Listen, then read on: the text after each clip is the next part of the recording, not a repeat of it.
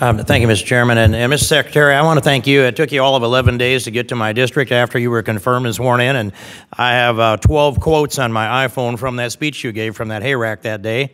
I put them there because I thought it was a composite of wisdom, and it tells me how your philosophy is about running this department. I just wanted to pass this along, that I'm thinking about this labor situation. And I have the answer right here in front of me: more babies and less welfare.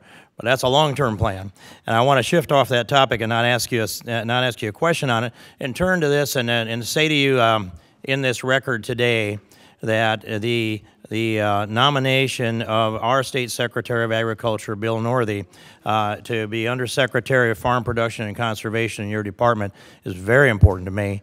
And I'm doing all I can, especially behind the scenes, to try to bring that together so that can be resolved. And I wanted to open that topic up in case you had any comment you'd like to make regarding that subject.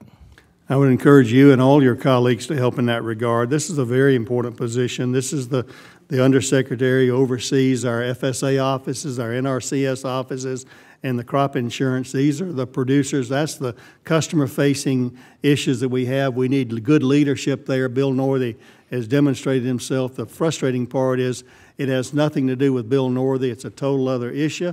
If there were issues regarding his answers or other things like that, I could accept that more, and we would work to cure that.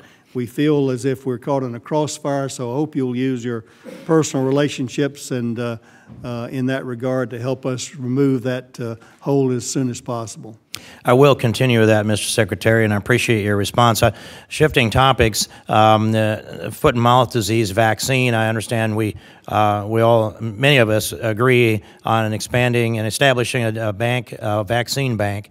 But I wanted to ask you specifically to speak to the issue of genetically modified vaccine and how that might dramatically change the way that we produce a vaccine, how we inventory it, and how we distribute it. Surely. There are if I can use this term, two strains of thought regarding that right now. One is a traditional vaccine that cannot be produced in the United States of America by statute. We'd have to produce that.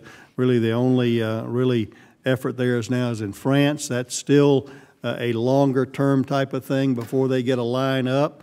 The ARS has participated in what's called a leaderless or attenuated vaccine that could be produced here. Many people feel like that's a ways away as well. Honestly, Congressman, that's an issue where I think USDA owes this committee and Congress more specific information and advice and counsel over how you make the decisions of which way to go, certainly from an appropriation. This is not a cheap issue. The money's not there. You've got to find it.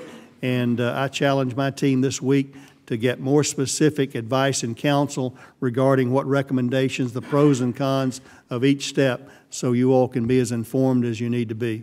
Thank you, Mr. Secretary. Mr. Chairman, yield back. Gentleman's time expired. Mr. McGovern, 3 minutes. Thank you. I thank Mr. Secretary. Thank you for being here. Mr. Secretary, I am